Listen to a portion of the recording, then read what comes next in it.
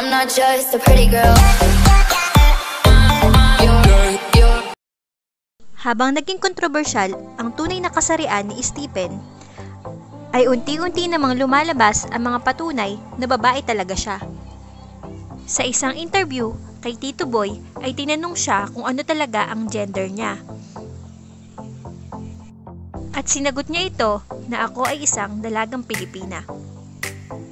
May mga larawan nga na lumabas na nagpapakita na noong pa man ay babae na talaga ang itsura niya. Gimmick lang daw umano ng Showtime ang palabasin na transgender siya. Samantala, kilalanin naman natin kung sino ang boyfriend ni Stephen. Siya, si Matthew De Guzman o mas kilala bilang nakababatang kapatid ni JM De Guzman.